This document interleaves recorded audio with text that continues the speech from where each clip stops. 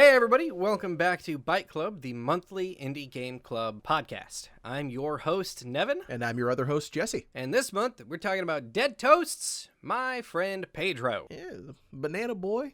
Banana Blood? boy with the blood? How much blood? Lots of blood. Lots. And bullets. And bananas. Oh. Bananas. Well. That's what they got. That's the tagline right there. We're done. Roll credits. All right. As a reminder, wait, no, just kidding. There aren't really spoilers for this game. It does kind of have some plot stuff that is a little weird, but it's so light, and we'll kind of get into that a little bit, I'm sure. But there aren't really any spoilers for this. We will still take a little break about halfway through, though. Without further ado, let us begin talking about my friend Pedro.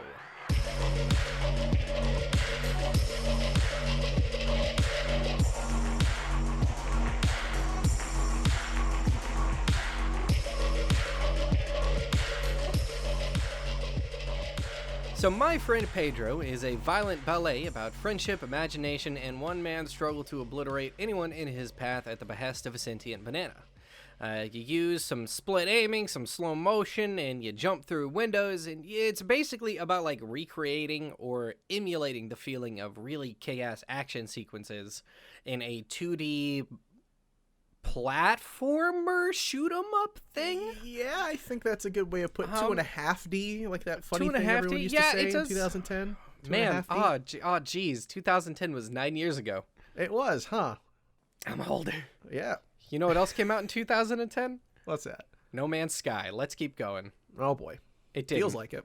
Feels like it, yeah. 2010 is when President Trump was came into office, it feels like. You know? Is that... Anyways, My Friend Pedro. Like you were saying at the end there, My Friend Pedro is a game about recreating those sorts of high-action scenes that you'd see in something like The Matrix, the slow motion involved with that, the dodging of bullets with your little pirouettes and jumping through the air and doing dodge rolls.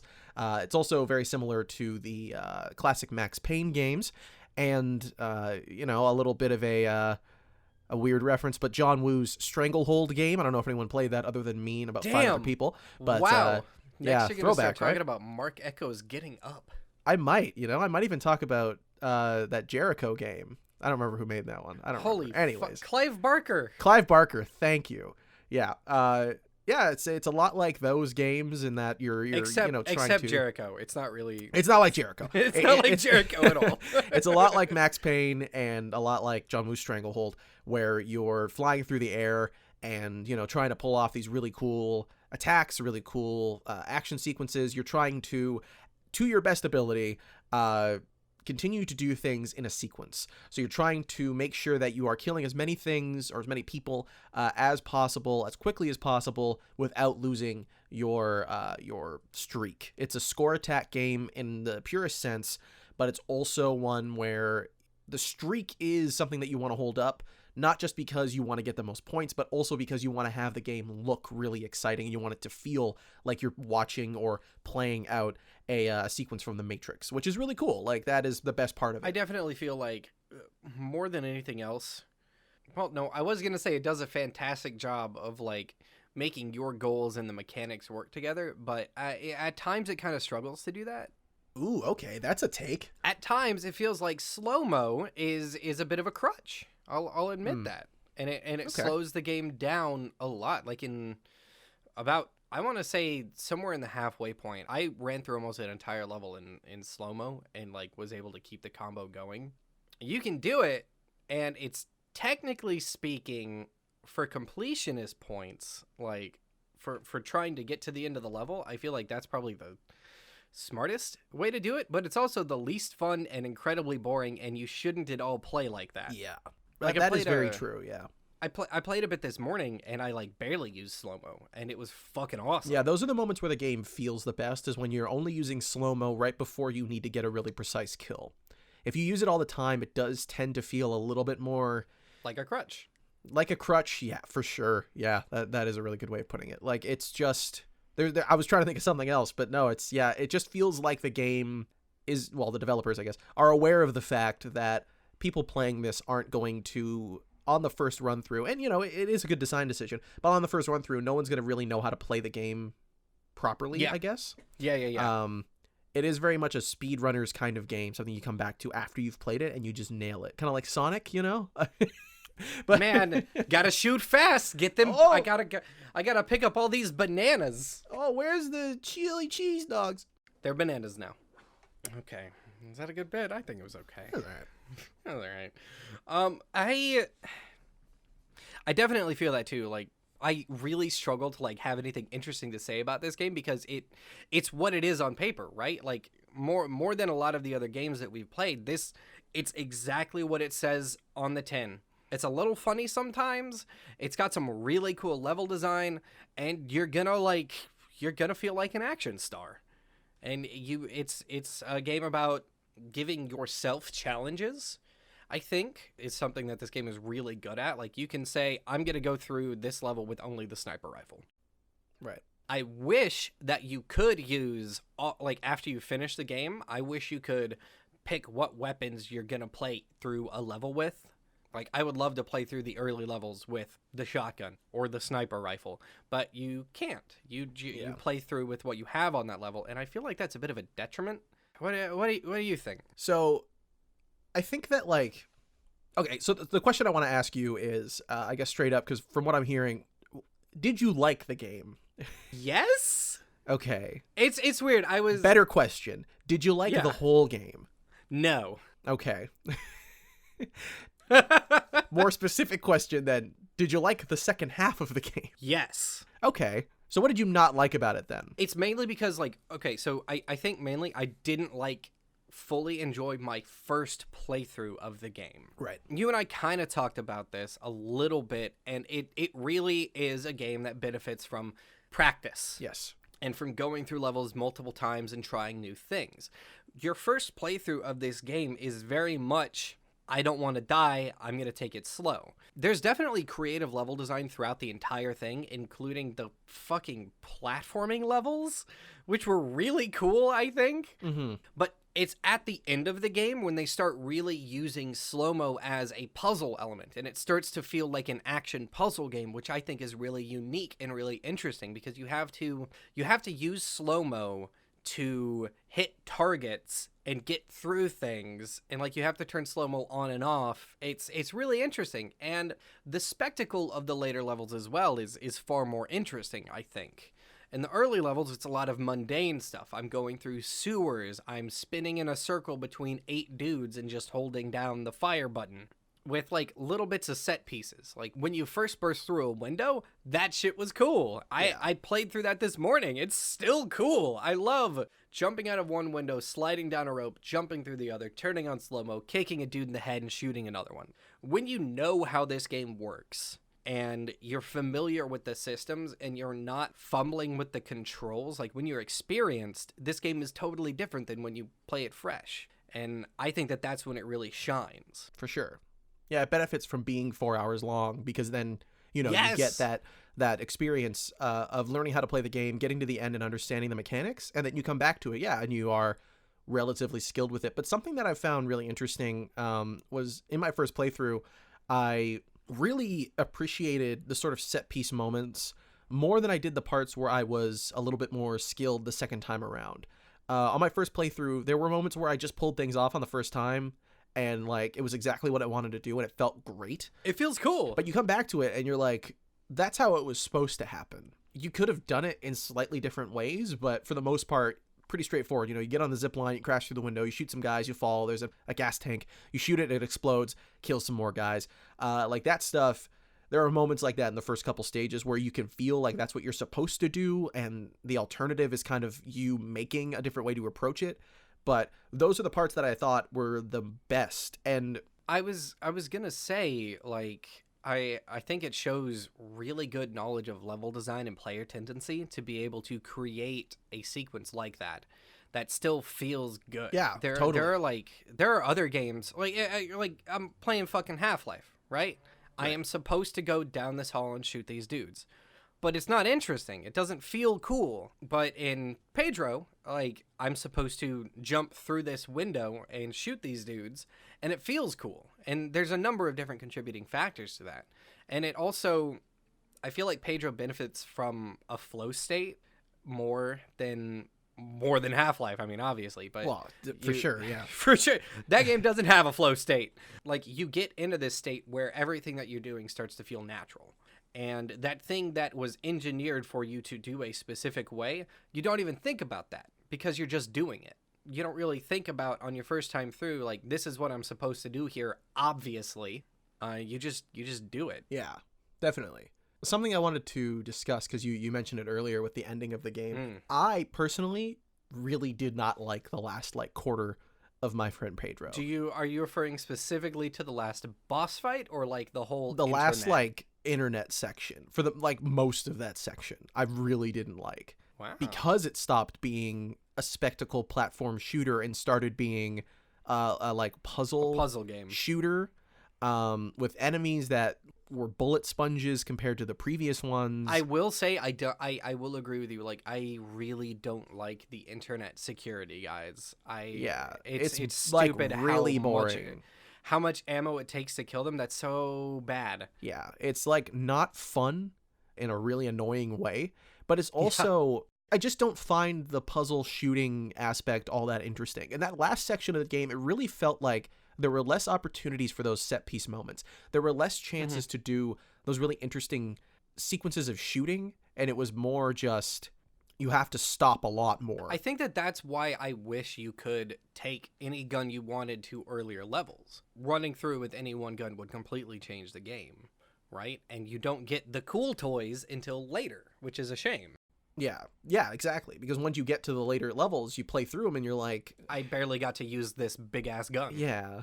Like, oh, I got a sniper rifle. And it's like, I have to use it because there's a sniper enemy. And that's kind of the thing that was, for me, the disappointing part about the ending of My Friend Pedro. The last couple of sequences in My Friend Pedro was, it felt like I was doing stuff because I had to, not because I wanted to. In the earlier areas, there are those sequences. In the earlier sections, there are those sequences where you're sort of doing what you're supposed to do. You know, it feels like at points.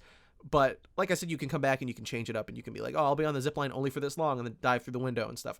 But the last section doesn't have those controlled moments that feel good. They just have controlled moments where your approach to a combat scenario is a little more out of necessity than it is out of railroaded, fun. Yeah, railroaded is a good way of putting it. Well, once you get into certain areas, there's enemies with sniper rifles, and your only course of action is to kill the sniper rifle guys.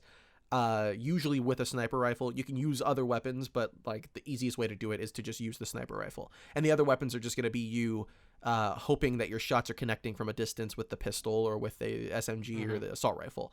But you have to use the sniper rifle to hit some of them. And that stops being fun. And there are moments where those electrical puzzles show up and you're like, I got to stop, I got to slow down, I got to shoot this thing, and then I got to wait. Okay, now I can get on this platform, now I can go. It felt like I was doing a lot more waiting in the last couple levels than I was in any other point of the game. It feels, now that I'm thinking about it, it really kind of feels like two different games. Yeah, and this is something that I found with Devolver Digital games in general. It's a point that I was thinking about while I was playing through it, and I got to that point. I feel like, and I don't know if you feel the same way, probably not, but every time I play a Devolver Digital game, I feel like I'm playing a really good elevator pitch, and then they had to make the rest of the game. And that's not an insult to the developers. I think all the people that are making games that get published by Devolver Digital are making really, really great products. I mean, Hotline Miami stands the test of time. Not just great, but unique. Yeah, very unique. It is easily one of the most unique publishers in games, I think. Totally. They find the hottest, most interesting. Again, they sell really good elevator pitches. Someone comes up to you and says, we're making a 2.5D Matrix style shooter where, it's crazy bonkers off the wall, kind of split aim shooting.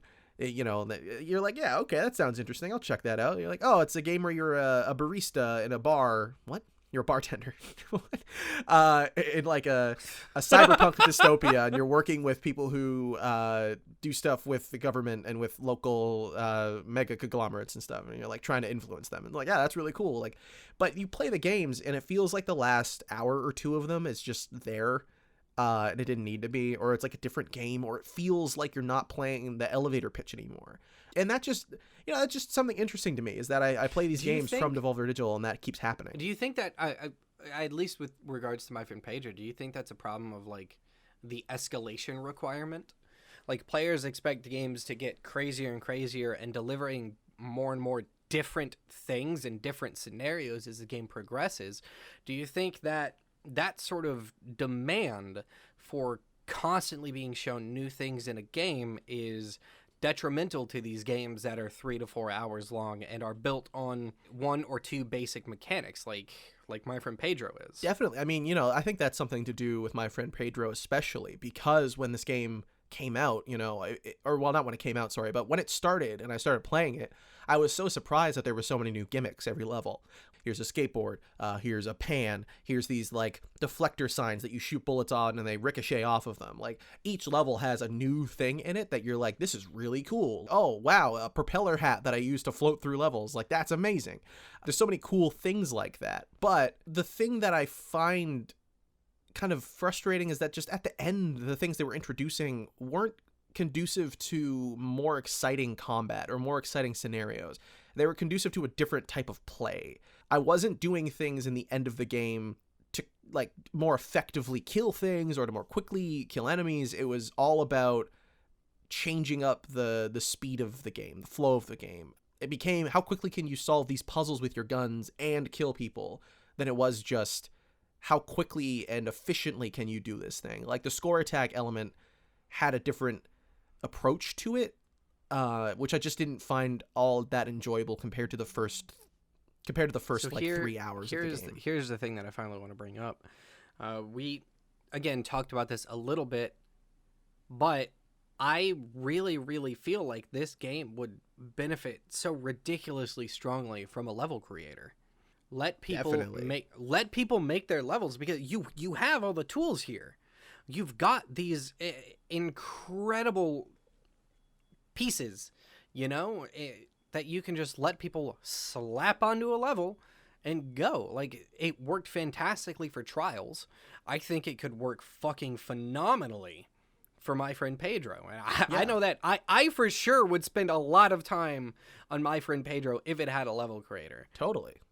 I would, I would maybe buy that separately even if I had to, because there's so much that you can do with the systems and set pieces and tidbits that are on offer here. Mm-hmm. Yeah, that's a really good comparison as well to Trials. Like, this is the Trials of 2.5D shooters. Like, this is, exactly that sort of thing. So it would make perfect sense if there was a level editor. I'd love to see what people could pull together with that sort of thing and make it as expansive, maybe not as expansive, it's not a huge team, but make it on the same level as Mario Maker, where it's not just setting up the level. Placing it's also things, connecting mechanics in different ways. It's how do these things interact in ways that maybe the developers didn't think of or didn't think would be interesting. There was no single level where you are riding a skateboard at top speed while shooting the reflected bullet signs to flip switches before you hit doors. Yeah, like there's none of that sort of speed that's a mechanic gimme stuff. Totally, yeah. There's no fucking Sonic game in My Friend Pedro. Yeah, like what the heck? There's no, Green Hill Zone. Why even? Yeah, so something that I thought was it was just kind of like weird. It was on my mind the whole time I was playing it. Before I played My Friend Pedro, I was playing Wolfenstein Youngblood, and in the midst of that happening, there were the shootings in El Paso, and where were the other ones? Or the other one? It was El Paso, it was Dayton, and Austin. Ohio? There were two in Texas, right? And then I think a third somewhere else, and it was all within like 2 or 3 days. Yeah, I mean, to ask when was the shooting or where was it recently feels like a useless question. Yeah. Sorry, I don't want to bum anyone out or bog that down.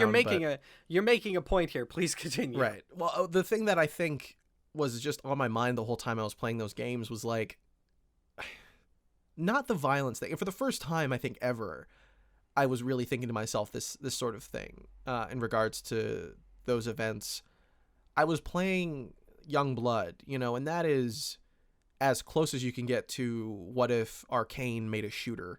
And it's fine. I wish there was less shooter-focused stuff. I wish there was more stealth stuff, because I feel like the exploration in those levels is really good.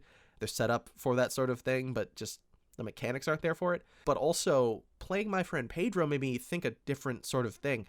Why is this game about shooting? I mean, I've talked about this a bit before, not written or spoken anywhere really, but like I think about this kind of thing actually a lot, especially in the last couple years. And when you get down to it, violence is the easiest mechanic to get people to invest in.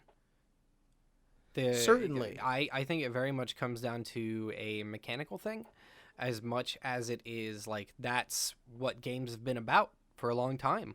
That's what the widest audience for games is interested in, is games where you shoot people. I know things. you said widest, but I heard whitest. Also that. I mean, that's Yeah, not I mean, it. also That's not that, yeah. inaccurate. Yeah, unfortunately. And it really is a shame because there are so many awesome things you can do without using violence as the medium. You're playing Anodyne 2 right now. Yeah. And that game is almost entirely non-violent, right? Yeah, more than the first one, yeah, pretty much. And it's a game about helping people in incredibly fucking interesting ways. And there are constant non-violent games being released. And even like it's weird.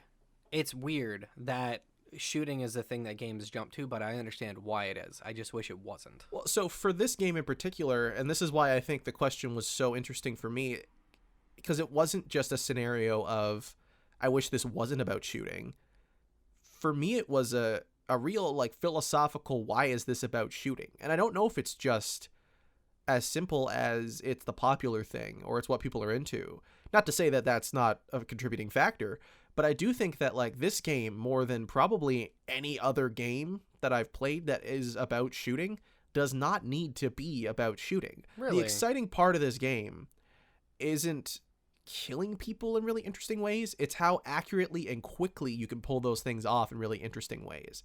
I feel like this game could have been about delivering mail, and it could have been really cool. Like, instead of guns, you're throwing envelopes. Yeah, you're throwing letters, at people, or like replace the enemies with mailboxes. I feel like you could do that sort of thing. And my friend the mailman. My mailman Pedro. Woo! Yeah, it I was playing it and I just kept thinking to myself, why is this about shooting? In a game that is ultimately sort of a puzzle game, and how do you pull this off quickly? Why is it violence that we go to? It's just interesting. It's just something that I was thinking about, that given everything that was going on, given what I had played before it, really just had me thinking like the why in such a broad way. And I couldn't really find a good answer that felt right to me. I don't think there is one. I just like the developers picked shooting because it's cool to shoot things, but like it's also cool to just chuck mail at stuff. And that's not a criticism of the game. Like if we were to criticize every game with violence in it, there wouldn't be a whole lot of games to play. Yeah. But also, I feel like they could make a DLC for this that was just anything but shooting, and it would be just as enjoyable, if not more so. You got a skateboard and a cake. You need to get to the end of the level without dropping it. Totally, yeah, exactly. Like that. And the reason I bring this up specifically from what you said is that if someone on the team just suggests like, hey, let's actually do a level editor. If they do that sort of thing, I would love for them to allow for completion things that aren't just how many people did you kill or how quickly did you get to the end. I would love for it to be like, can you carry the frying pan to the end of the level? Or like, can you kick the basketball to like only use the basketball and get to the end, or only knock people out or something. I would love to see that sort of thing. You got me all fucking thinking about this shit now, man. My bad. It's good. It really is weird. On a lot of levels, that games resort to this kind of thing. I mean, and it really isn't just games either, like movies. But it's not a fair comparison.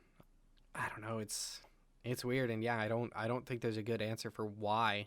It just is. They just picked that, like you said. Whew. Yeah. It's a bummer. I hope yeah, it's a I hope bit that of we a get bummer. something in this style that isn't about killing stuff. I don't know. It's just, after I was thinking about that, it really made me consider why we do those things and just what games I play that don't include that element, and those end up being the games that I think back to the most. There are ones that are about killing stuff that I think about a lot, like The Last of Us and God of War, but they do more than just like those games don't glorify killing. Well, Well, in the way that My Friend Pedro does. My Friend Pedro is a game. If I ask you what that game is about, you would say shooting things in cool ways. yeah, I mean, the last 20 minutes, all we've been saying is shooting things in cool ways. Yeah, exactly. Yeah. But if I ask you what God of War is about, you would tell me a father and his son. Yeah, who If just I happen to kill a lot of stuff. Yeah. Yeah. It's a framework in those games and not the focus. For sure, yeah. That's a good way of putting it. But in My Friend Pedro, it's the framework and the focus, Yeah. which is a shame. Yeah. You want to take a break? Woo! Yeah, let's take a break. We'll come back and talk some more.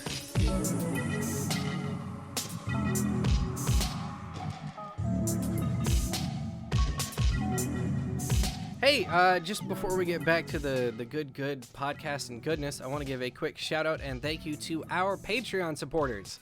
Thank you to David Snotter, Amacy, Mark B. Riding, Puking Goombas, Steve Z, and Storm Hughes. Without y'all's support, we wouldn't, We still would. But we still would, but it's nice to get your support. And it's nice to know there are It's people nice. out there that appreciate the work that we do. yes, exactly. That. So thanks. Here we go.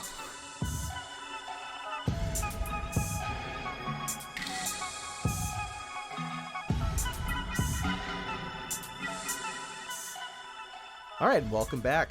We're still talking about My Friend Pedro, the game with shooting in it for some reason. Blood, bullets, and why-nanas. Oh, there you go. Why? Why nanas? Something that I think is fun and something I'm curious if you were aware of. Did you know this game was originally a Flash game? I was doing some research this morning and I saw a video about that, but I didn't click on it. So yes, kind of. Yeah. So My Friend Pedro was originally a Flash game. It was developed by Deadtoast and published by Adult Swim Games. Wow. Not Devolver, if you could believe it. I don't think they existed in 2014. But yeah, it was or they definitely existed in 2014. It was a 2014 Flash game, really almost exactly the same game, just visually less polish and obviously mechanically less polish. It is a Flash game. But it plays a lot in the same way. It has a lot of similar mechanics in that there's the slow time, there's shooting. I'm looking at it right now, yeah. Yeah, you jump and spin and all that. It's very similar. The bananas even eat it. Like, the banana is the narrator. Like, it's still there in the game in the original Flash version. So that is really cool. Yeah, there he is. He's got the same, like, outlines around it, too. Yeah, he does the weird talking and he's haha funny, you know? Like, all that sort of stuff. It's really cool that game persisted so long with the developers that they felt as though it was worth remaking it in a better form. And I think if you play it, it's kind of god-awful. It's like, it's clunky, it's slow, it's not as exciting as the new version of it, obviously. But I think it's cool that Flash games had such a big impact in the industry in general, but also just like on the people that made them. You could see a lot of classic Flash games that people look back on fondly. Newgrounds was such a big part of a lot of people's childhoods. Madness. Yeah, Madness. games? Oh, Madness, dude. Madness all over the place, dude. They're also about shooting, weirdly, a lot of them. Yep. Well, I think that's because, like, the people who were playing Flash games were edgy preteens. Oh, totally. Yeah, like, I don't even like regular games, dude. Peter Jackson's King Kong for the GameCube? That's stupid, dude. I want to play Madness Give me this on my game. computer. Give me this game about stickmen beating each other up. Yeah, where's mini clip games? I want to play cool math games on my laptop. Yeah, like all that sort of Nerd. stuff. But it is cool how much Newgrounds and the Flash game community kind of like built a lot of careers for people and created a space where amateur developers could more confidently release their works in a web-based platform. Like, it's really hard to get your games on consoles. It was then, and it still is now. Steam, obviously, and itch.io have become wider, more accessible marketplaces, but it still doesn't have the same level of accessibility as just putting it on a website and sending people a link. You can't challenge that. Some itch games have that. Unity has web player and stuff like that, and it's kind of filling in that role at this point. Like HTML5 and the WebGL platforms have created new ways for people to make web games, which is great. That is taking up that same sort of space, but it just doesn't seem to have that same level of accessibility that Flash had. It's not like those don't work in the same way that Flash did for a lot of people anyways. It's, I think, a lot easier to get into if you're already aware how to use Unity, if you're going to use the Unity web player. But if you're not, it doesn't seem like something as straightforward, as easy to do as is the case with Flash for a lot of people. But it's, you know, it's just an interesting aspect of it. It's the way that games have moved forward is in a way that kind of separates itself from the web space, I think, in terms of like sharing games, which isn't a bad thing. You know, desktop applications always end up working better, but it is just interesting to think about that, to think about the impact that Flash and web games had on people and on the people that made them. Yeah. I mean, there's a lot of Flash games that I still think about. Not regularly, fucking obviously, but the fact that I was just able to name like 2 or 3, you know, Madness, Stick Fighter, what was the other one? Xiao Xiao or whatever it was, like. Yeah. Burn the Rope. Oh god, man! I think less so than Unity web player, but I think mobile apps have kind of taken over that space more. Now that I think about it, because everybody and their mom has a phone. You go to Google Play Store and boop, there it is. I got a game on my phone. Let's try this. It's bad. Okay, moving on. Yeah, you don't even need to put it on Play Store. You can just release the APK and have people download it manually and install it. Like, it is pretty easy to get your game out there. Like I said, there are a lot more easily accessible marketplaces for getting your game out there to people. Yeah. It's just that almost all of them, other than Itch, which has a significantly smaller audience still, but all of them cost money, and that's kind of the thing that I think is interesting. People do still make Flash games. I'll buy the Black Sheep totally. in Newgrounds. There's still stuff releasing on there. But Flash is kind of going away. Like, well, it's got major vulnerabilities, so yeah. Oh, totally, yeah. But it's, you know, it's gonna be obsolete. I can't even imagine it'll last another 5 years. It's it's crazy how that entire space is kind of reliant on one company that doesn't seem to respect it or want it to exist. Adobe? Yeah. They don't really care. They would rather you learn how to use After Effects for animation. They would rather you learn anything else to make a game, including not, you know, their own software. Yeah, they very much don't like it. Yeah.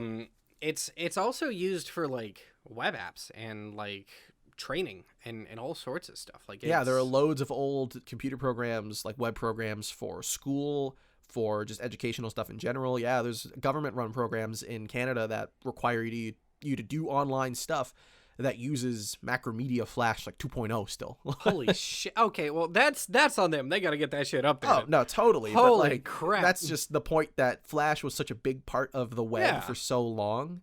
Yeah. Yeah. Do you remember when YouTube.com used Macromedia Flash for everything?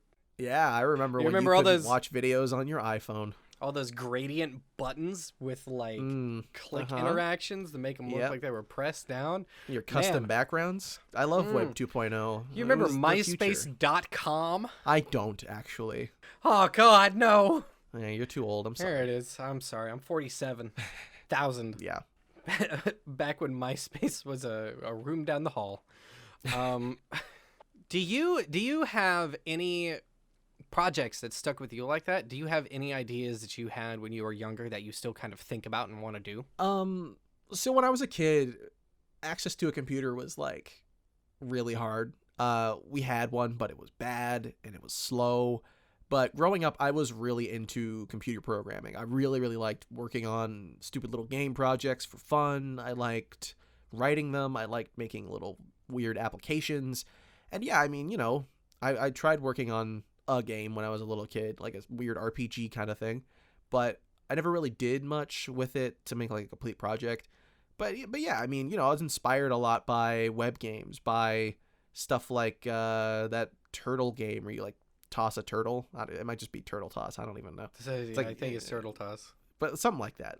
Like those sorts of games, those quick little games that turned into games in the mobile space, those games really inspired me to learn that sort of stuff and to try that sort of stuff. It was exciting. It was interesting, you know?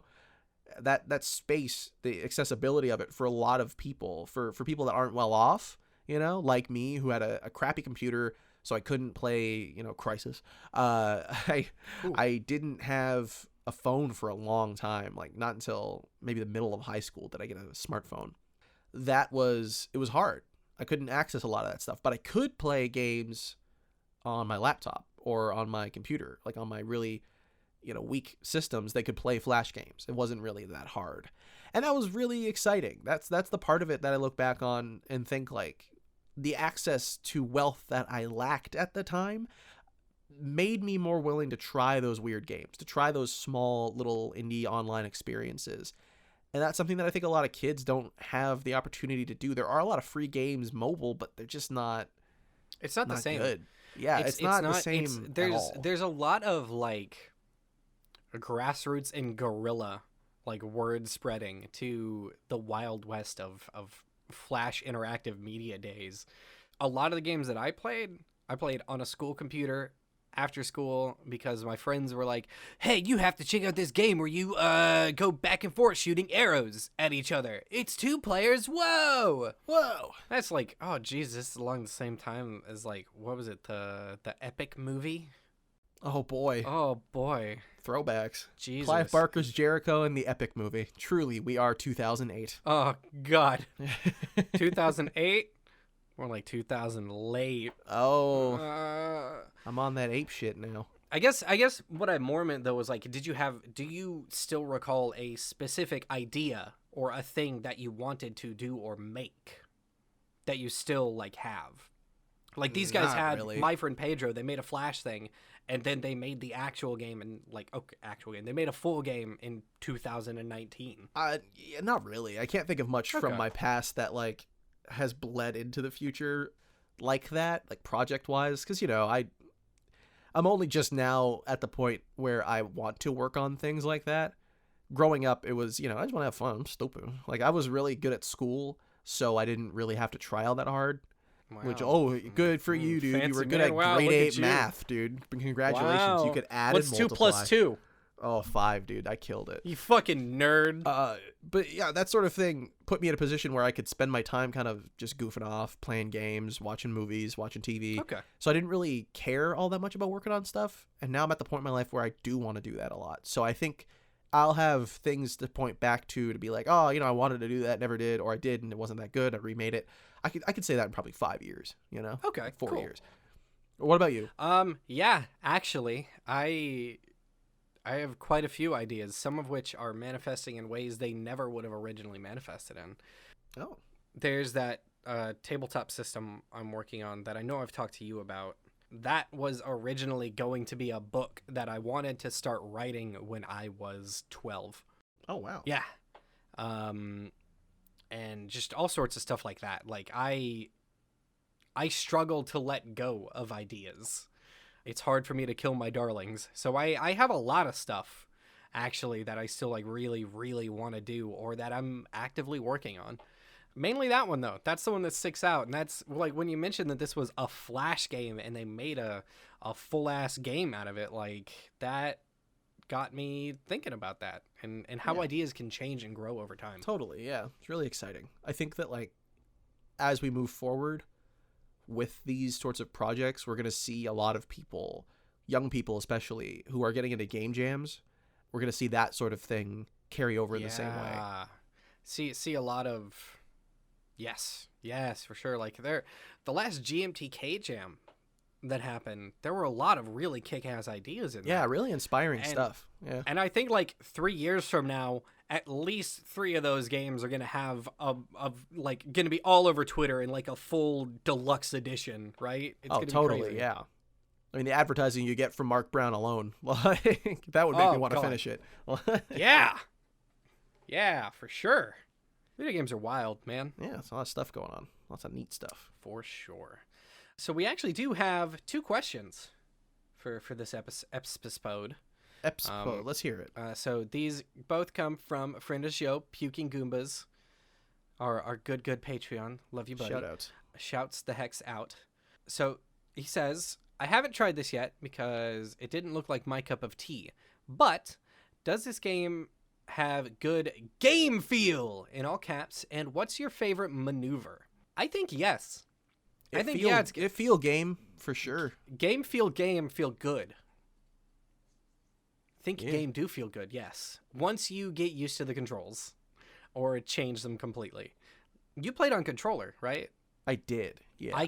I tried it and could not. Like, it felt That's so slow weird. and sluggish for me. I had to switch I to feel mouse like and you keyboard. couldn't play it with mouse and keyboard almost. It feels so much better on mouse and keyboard, though. I imagine it's more accurate, but It felt quicker because, like, I can right click on I can split my aim between two halves of the screen way quicker. right. Yeah, no, that makes sense. But I mean, you just aim at something, track it, hold it with LT, and then aim at something else. I'm not like being like, wow, Devin, you couldn't pull off this simple maneuver that I pulled off, but I am saying that, like, I think the controls... But you are saying that. No, I think that the controls are a little weird, especially on the controller. You have to be willing to, like, sacrifice a lot of stuff at the start, and there are points that I could think of later on into the game where I was just not able to aim at stuff. Like, I was trying to aim at something, and it would aim, like, at the wall. I'm like, why are you aiming at the wall? There's nothing over there. I wonder if how you felt about, like, the latter puzzle sections has to do with the fact that you were playing on controller. I don't think so. 'Cause like, those weren't really hard to pull off. I don't really remember having to stop a lot during those sections. Maybe. Yeah, that's a good point. Maybe it is the control scheme that I used. I have to try it again with mouse and keyboard, but I'm pretty sure that, like, those later sections were mostly just, like, there are parts where platforms are moving and you have to wait to get onto them. And Yeah, if you don't time stuff perfectly, you got to do that. And that's the most part. And, like, you know, there's the light things. You got to wait for the lightning things and shoot them and stuff. But yeah, it definitely has good game feel. To answer the question, it has great game feel. It feels awesome. What's your favorite The best maneuver? Jumping off a skateboard and kicking it at a dude. That's pretty cool. It's pretty good. Yeah. I think I really like the zip lines. Zip lines are cool. Zip lines kick ass. Like, it just feels awesome. I just like it. I don't know. It was good. I found the skateboard to be a little finicky. Like, I was going to say I agree, but I remember just, like, trying to do cool stuff, and I was like, this thing just doesn't do what I want it to do. It's a little weird. I pretty much only used it to jump off of it and kick it at people. Yeah. And then you got to walk through the rest of those skateboard sections. Yeah. Halo 2 ass walking down a tunnel. Yeah. Next question. Does this game get to levels of Hotline Miami with its storytelling? It definitely looks like it goes that way. It tries to. It tries to. Yeah, it like makes references to it. It doesn't stick the landing here. I don't think, like, it's got the funny haha of, like, oh, you're in a sewer. Isn't that so weird? Like, video games always have a sewer level. Action games is so weird. Remember that? It also has the funny haha of, like, look at these nerds. Yeah, and like, oh, these. I actually do got to say, I really like when they said these nerds are all down here and they're hyper aggressive because all they do is play violent video games. I thought that was good. Yeah. It's a funny joke, but, you know, it's also having your cake and eating it too. It's like it's kind of a very inopportune time for somebody to make that joke, huh? Well, that and, like, you made a game that's violent for no reason, but violent it didn't really need to be. And then you're like, wow, look at these gamers. Yeah, violent gamers. Oh my god, stop playing violent games, gamers. Damn, I didn't even pick up on that. Shit, Jesse. I don't know. You're thinking about video games. I'm thinking about shooting stuff and why I don't like it. Yep. Yeah, answer the question. It is nothing like Hotline Miami story-wise, even though it tries to. Yep. It has the assassins, and they have names, yeah, and they have, like, certain visual styles to them, and it's so crazy that you're in these weird different locales. And it's a lot of killing and shooting. But yeah, it doesn't kind of feel all it is. as good. Yeah, it doesn't seem to, like, have any sort of commentary on anything other than it's cool to shoot stuff and do it in slow-mo. It's really cool. What did you... This is from me. I wanted to talk about that final encounter, that final boss. The worst boss ever? Yeah, go ahead, ask. What did you think of the final boss? It's the worst boss ever. It's rough. I like the idea. Boring. I like the idea, the concept there. So it's your Knight Artorias. Yourself? It's the Knight Artorias of this game. It's you're fighting, yourself with the same mechanics, but all it did was remind me of just how boring the shooting actually is, like, on a mechanical level. Once you take away the slow-mo and you take away the level design and set pieces, you are effectively just playing a 2.5D shooter. There's nothing else. Obviously, if you strip away everything, there's nothing. But that's what this boss was it took all the interesting elements away and was like, isn't it really interesting how this game has nothing going on when you're not doing the cool parts of it? Just the shooting is the worst part of the game. It's only fun when you include the other elements, when you include the fun gimmicks, when you include the slow-mo, when you include the weird dodges and dodge rolls and rolling on the ground and spinning around dodging bullets and shooting as you're dodging, doing weird pirouettes. Like, that's the part of the game that's cool. And once you have to fight someone with only the elements that are not the cool parts, you're reminded of just how not interesting the shooting is. Got it in one, Chief. Like, unfortunately, that's just what it is. Like, it's not the same thing. It is, yeah. It is a bland ass shooting encounter, and the concept, the idea of fighting somebody with your exact abilities, is cool. Give me that shit. I think it whips ass. Just sucks here. It just sucks because, like, in other games, when you do that sort of thing, when you have the Knight Artorias or when you have the God Hand final boss, like, those things are interesting because you're fighting someone and you realize how powerful you are in comparison to the other people.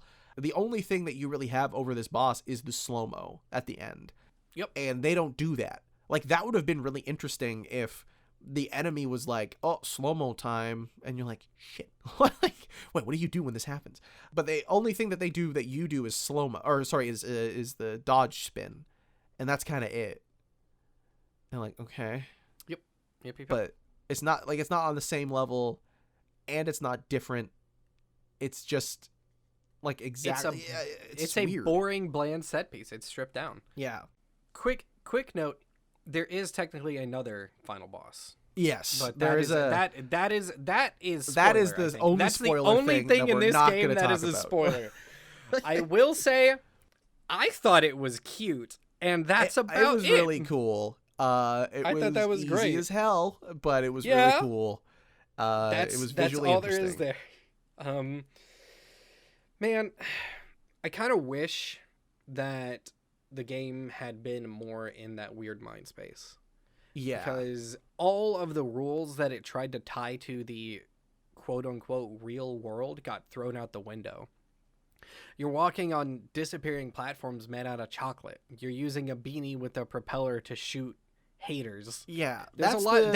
They could have done a lot of really interesting dives with that setting. But they didn't. I wish they did that more than once. Twice. Doing it really once. The second one isn't really like, a gimmicky thing. It's, it's the... Anyway, spoilers. I wish they did just regular levels more than once in the game with that. Because it was just, yeah, you're right. Like, it gives you the opportunity to do really ridiculous things and not have to be so grounded in reality while also being a little bonkers. Like, yeah, you're in the sewer and it's... oh, you're fighting nerds with swords and body armor. Isn't that crazy? And you're like, yeah, kind of. If this game had leaned into Gonzo a bit more, it would have been way better. Definitely, yeah. I would love if they do a sequel to focus on that stuff, to focus on the weird Pedro character and like why the banana is sentient and all that sort of stuff. Yeah, like what the fuck is that about? Yeah, I don't need that explained, but I would like to see them do more with that. That's just the part of it that seems more interesting. I would love a game where Pedro is sending you on assassination missions. Yeah. My Friend Pedro meets Hitman. Yeah, that'd be great. Yeah, I think all in all, the game is 7.5 out of 10. Be sure to follow IGN on Twitter for more reviews, and catch you guys in the next one. No, yeah, it's a good game. I could recommend it. Like, the first three quarters of it are good. They're fun. It's the most interesting shooter I've played this year, which isn't saying a whole lot, but it has not been a good year for shooters. It hasn't been, which is good. Yes. That's a good thing. It's a very good thing. It's just interesting. It is. Yeah, I think I would tell somebody to play this game if they're looking for something fresh. Yeah, you want to do some jumps? You want to do some spins? As soon as they add a level maker, this will be a full recommend though. Like, for sure, yeah. God, this game would be so good. Like, that really calls back. Sorry, this really calls back to its Flash roots. Like, I think of those the Crazy Wheel games or whatever, right? Like those games, all of them had a level editor, or all of them had a way to play like online browsed levels. Like, that stuff is what makes those sorts of games thrive. And this is the only thing I can think of in the last couple years that I'm like, man, this needs a level editor. to be a full game, and it just doesn't have it. So I hope that, if it's DLC, I hope they do. I gets really, added. really hope they do, because that would be a very, very good breath for this 100%. game. I think that's pretty much all we have to say about my friend Pickle Pedro. I think that's it. All right, let's scoot on over to whatever we talk about next.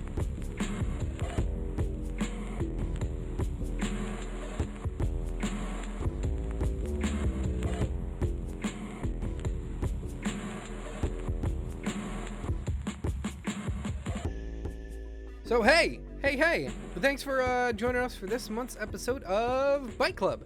September's game, which, by the way, Jesse, marks our one whole last year of doing this. Jeez. What the French fries, right?